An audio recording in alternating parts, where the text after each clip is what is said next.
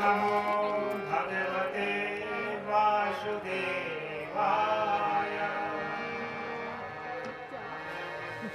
ॐ नमः शिवाय। श्रीरामं शरणं मम।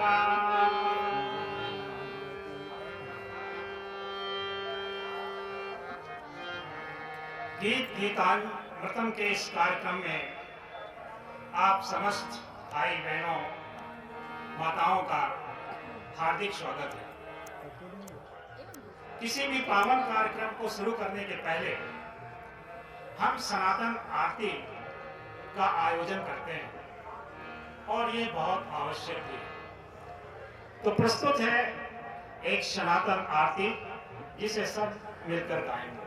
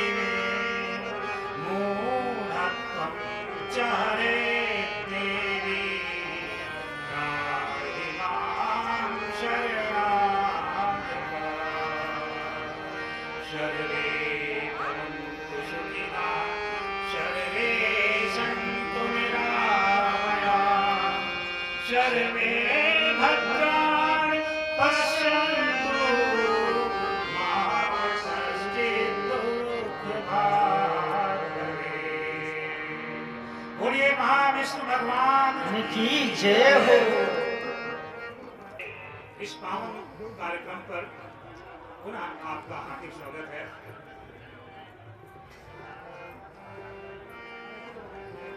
भगवान कृष्ण गीता में 7वें अध्याय के 3रे श्लोक में अर्जुन से कहते हैं, मनुष्याणां सहस्रेषु कश्चिद्यत्यपि सिद्धये यततामपि सिद्धानां कश्चिन्मां वेत्ति तत्त्वतः। मनुष्याणाम सहस्रेषु, भगवान श्री कृष्ण अर्जुन से कहते हैं कि इस पृथ्वी में कई हजार मनुष्यों में से कोई एक मुझे जानने का प्रयास करता है। कई हजार लोगों में से एक व्यक्ति ऐसा होता है जिसके मन में ये इच्छा होती है कि मैं जानूं कि ईश्वर क्या है। और इन कई हजार व्यक्तियों में से यततामपि सिद्धानां कश्चिन्मां वेत्ति तत्त्वतः। इन कई हजारों में से एक व्यक्ति वास्तव में ये जान पाता है कि मैं कौन हूं। तो सोचिए, आज जैसे विश्व की आबादी 800 करोड़ है, पूरे विश्व में इस पृथ्वी ग्रह में 800 करोड़ लोग निवास करते हैं और इनमें से कई हजारों में से एक व्यक्ति ही ऐसा है जो ईश्वर के बारे में जानने का प्रयत्न करता है। तो आप लोग कितने भाग्यशाली हैं। निश्चित रूप से समस्त लोग आप पुण्यात्माएं हैं जो यहां पर ईश्वर के जानने की इच्छा से बैठे हैं। आप सबको मेरा प्रणाम। भगवान आगे इसी अध्याय में अर्जुन से कहते हैं,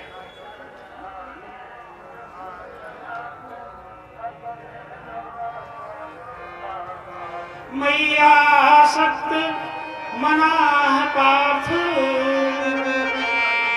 योगं युज्यन्नदाश्रयः।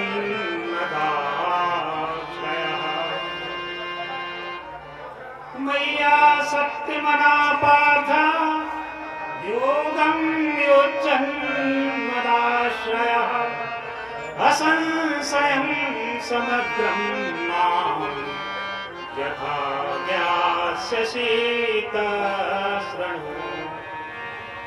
इन हजारों में से जो एक व्यक्ति है, इनमें से जो चुने हुए व्यक्ति हैं, मैया सक्त मना पार्था, अपने मन को मुझ पर आसक्त करते हैं। बाहरी संसार में नहीं बल्कि अपने मन को मुझ पर आसक्त करके ऐसे योगी जन मेरे आश्रित होकर के योगाभ्यास करते हैं। योगाभ्यास से क्या तात्पर्य है? योग माने जुड़ना। हम ईश्वर से जुड़ने की जब कोशिश करते हैं तो उसी को कहते हैं कि हम योगाभ्यास करते हैं। योगी कोई अलग से व्यक्ति नहीं है विशेष। सभी व्यक्ति जो भी, चाहे वो गृहस्थ आश्रम में हो, चाहे वो किसानी का काम करता हो, या किसी भी बिजनेस से संलग्न हो, या कोई मजदूर हो, मेहतर हो, कोई भी ऐसा व्यक्ति योगी कहलाएगा जो भगवान से जुड़ने की कोशिश करता है। योगी की परिभाषा यही है, जो भगवान से जुड़ने की कोशिश करता है उसे योगी कहते हैं। तो आप सब यहाँ पर बैठ करके चूंकि भगवान को जानने की कोशिश कर रहे हैं, भगवान से जुड़ने की कोशिश कर रहे हैं, तो आप सब योगी की ही श्रेणी में आते हैं। असंशयं समग्रं मां यथा ज्ञास्यसि तच्छृणु। निसंदेह आज मैं तुम्हें ये सब बताऊंगा कि ऐसे योगी मुझे किस प्रकार से प्राप्त करते हैं। भूमिरापो नलो वायुः खं मनो बुद्धि रेव च अहंकार इति यं मे भिन्ना प्रकृतिरष्टधा। भगवान आगे अर्जुन से कहते हैं भूमिरापो नलो वायु। इसी को रामचरितमानस में आपने पढ़ा है क्षिति जल पावक गगन समीर। ये 5 तत्व हैं, पृथ्वी अग्नि वायु आकाश और जल। इन 5 तत्वों से समस्त सृष्टि निर्मित है। जो भी हम आंखों से देख रहे हैं, आप जो भी चीजें सब देख रहे हैं, चाहे ये मंच हो, सामने कार खड़ी है, आपका शरीर है, पेड़ पौधे हैं, समस्त ग्रह उपग्रह हैं, नदी तालाब हैं, खेत उपवन हैं, इन सब का निर्माण 5 तत्वों से ही हुआ है। उन्हीं 5 तत्वों से सभी जीवों का शरीर भी निर्मित है और उन्हीं 5 तत्वों से सारी प्रकृति जो भी हमें दृष्टिगोचर है, जो प्रकृति, वो सब 5 तत्वों से ही बनी है। और इन्हीं 5 तत्वों से हमारा शरीर भी निर्मित है और शरीर में जो मन है, शरीर में जो बुद्धि है और शरीर में जो अहंकार यानी आई की भावना है, मैं की भावना है, वो भी इन्हीं 5 तत्वों से निर्मित है। इस प्रकार से कुल कितने तत्व हो गए? 8। 5 तो ये हो गए क्षिति जल पावक गगन और समीर। और 3 तत्व कौन से हो गए? मन बुद्धि और अहंकार। ये 3 तत्व बहुत महत्वपूर्ण हैं। इन्हीं 3 तत्वों से हम जानते हैं, सीखते हैं। अगर हमारे मन न होता, बुद्धि नहीं होती, तो हम क्या होते? कुछ भी नहीं, हमारा कोई अस्तित्व नहीं होता। आत्मा का पद बहुत ऊंचा है, लेकिन इन 8 तत्वों के बगैर आत्मा अपने को भी समझ नहीं सकती। आगे कहते हैं भगवान अपरेयमितस्त्वन्यां प्रकृतिं विद्धि मे परां जीवभूतां महाबाहो येदं धार्यते जगत्। इस भगवान की ये जो प्रकृति है वो अपरा शक्ति कहलाती है, भिन्ना शक्ति या अपरा शक्ति। इस अपरा शक्ति के अलावा एक पराशक्ति है जिसको आत्मा कहते हैं। इस अपरा शक्ति के अलावा एक अन्य शक्ति है जिसे क्या कहते हैं? आत्मा। तो आत्मा पराशक्ति है भगवान की, और आत्मा के अलावा हमारे सभी जीवधारियों के शरीर और समस्त प्रकृति जो भी हम आंखों से देख सकते हैं, वो सब अपरा शक्ति कहलाती है। इसको सब जानने का प्रयास करें। पराशक्ति क्या है? आत्मा। ईश्वर की पराशक्ति यानी आत्मा। ईश्वर की अपराशक्ति माने जो कुछ दिखाई देता है, सब कुछ जो कुछ भी दिखाई देता है वो अपराशक्ति है। और इसी अपराशक्ति के सहयोग से ही आत्मा कुछ कर सकती है, कर्म कर सकती है। और अपराशक्ति जो है पराशक्ति की सहयोगी है, इसके बगैर हम कोई कार्य नहीं कर सकते। रामचरितमानस में भी इसी तथ्य को जो भगवान कृष्ण अर्जुन से इन श्लोकों में कहते हैं, उसी तथ्य को रामचरितमानस में देखिए कैसे भगवान राम कहते हैं मम माया संभव संसारा माया संभव संसारा जीव चराचर विविध प्रकारा जीव चराचर विविध प्रकारा मम माया संभव संसारा जीव चराचर विविध प्रकारा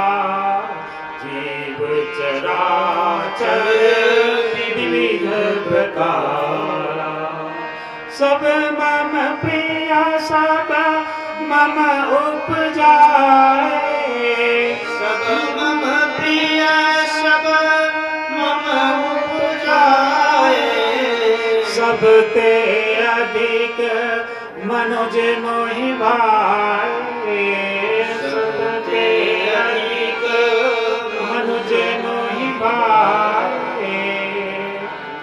तो भगवान राम भगवान कृष्ण दोनों एक ही तथ्य को उजागर करते हैं। त्रेता में भगवान श्री राम ने इसी तथ्य को कहा और द्वापर में भगवान श्री कृष्ण ने इसी तथ्य को कहा। कहने का तात्पर्य ये कि भगवान राम और भगवान कृष्ण एक दूसरे के पर्याय हैं। राम और कृष्ण में कोई अंतर नहीं। राम ही कृष्ण है, कृष्ण ही राम है। अलग अलग समय में अलग अलग शरीर धारण करके उत्पन्न हुए। तो जब राम और कृष्ण एक दूसरे के पर्याय हैं, तो आइए हम भगवान श्री राम और भगवान श्री कृष्ण की वंदना एक साथ करते हैं।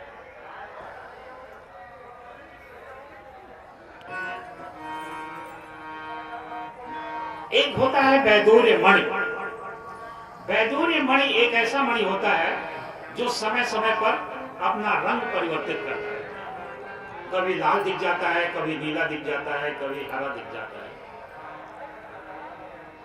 तो इसी तरह से भगवान है जो अलग अलग समय में अलग अलग स्वरूप धारण करके उत्पन्न होते हैं, अवतरित होते हैं, लेकिन वास्तव में वो एक ही हैं।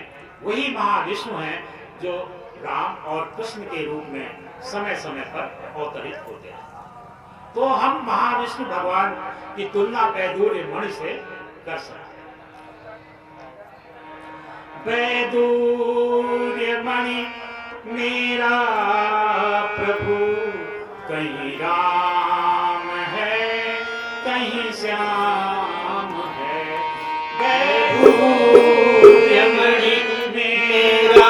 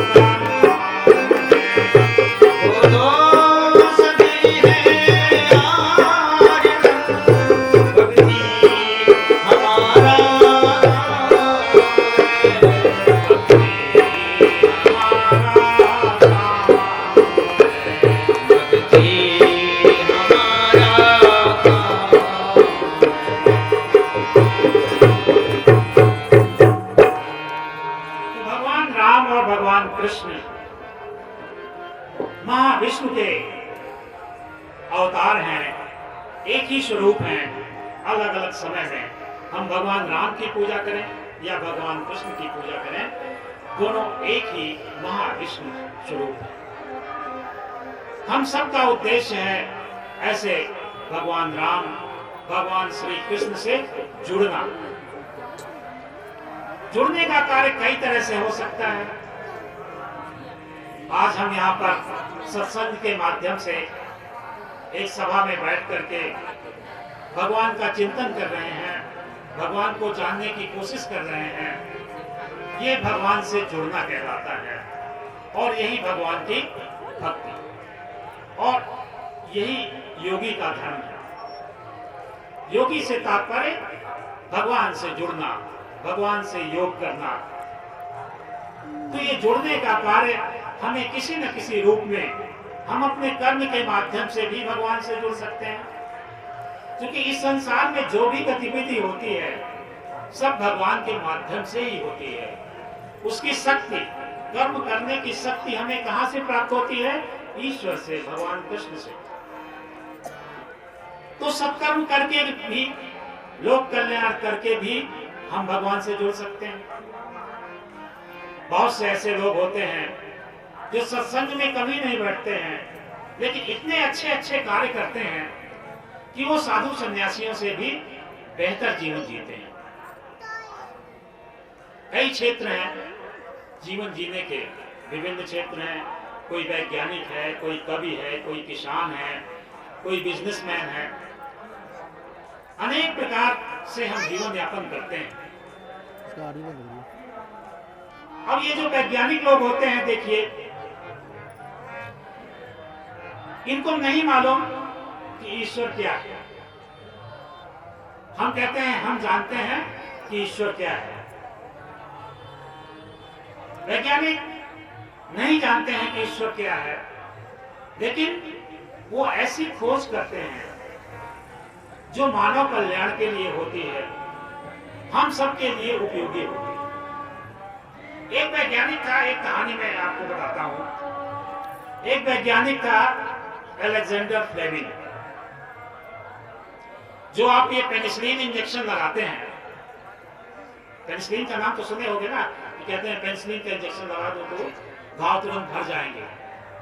जब दूसरा विश्व युद्ध हुआ था, उस समय लाखों लोग घायल हुए थे और कोई औषधि नहीं थी ऐसी जिसके माध्यम से हमारे सैनिकों के घाव ठीक हो सके। लाखों लोग मर गए थे। उसी समय अलेक्जेंडर फ्लेमिंग नामक वैज्ञानिक ने यह ठाना कि मैं कोई एक औषधि का खोज करूंगा, एक ऐसी औषधि जो घावों को तुरंत ठीक कर सके। उसने बहुत लंबे प्रयास के बाद पेनिसिलिन नामक औषधि की खोज की। पेनिसिलिन नामक औषधि कहां से प्राप्त होती है? रोटी में जो फफूंद लगा होता है, रोटी के फफूंद को आपने देखा है, सफेद सफेद कलर का फफूंद, रोटी के फफूंद से ही पेनिसिलिन इंजेक्शन बना है। उसने 12 साल की कठोर मेहनत के पश्चात इस पेनिसिलिन औषधि की खोज की। और इससे क्या हुआ? कोई भी घाव मनुष्य के शरीर में जब हो जाता था तो जो घाव लगातार बढ़ता चला जाता था, उसका कोई इलाज नहीं था और अंततः मनुष्य अपने प्राण त्याग देता था। उसकी इस औषधि की खोज के कारण अब घावों का भरना कितना आसान हो गया। एक पेनिसिलिन का इंजेक्शन लगाएं और घाव तुरंत भर जाते हैं।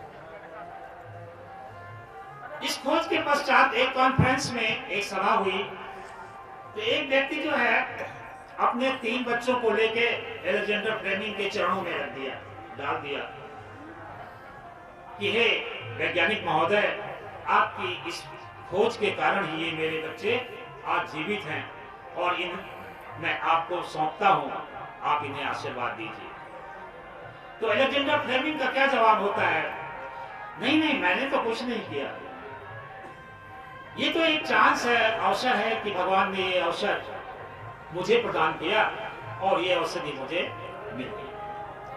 तो जो आदमी नास्तिक है, एक तरह से भगवान को जानता ही नहीं था, उसके अंदर ये भाव है कि मैंने ये जो कार्य किया, ये खोज की, ये लोक कल्याण के लिए, आप सब लोगों के लिए ही है, इसमें मेरा कोई विशेष योगदान नहीं। तो वो भी कितना ईश्वर का परम भक्त है, जो ईश्वर को जानता नहीं, वो भी ईश्वर का कितना बड़ा भक्त है कि लोक कल्याण के लिए काम कर रहा है। तो ये जरूरी नहीं है कि जो ईश्वर को जानता है वही केवल ईश्वर का भक्त है। ईश्वर को न जानते हुए भी हम लोक कल्याण करके, दूसरों का कल्याण करके ईश्वर के कृपा पात्र बन सकते हैं। तो ईश्वर की भक्ति एक तो सत्संग करके, ईश्वर से प्यार करके, ईश्वर से जुड़ करके हम ईश्वर की भक्ति कर सकते हैं।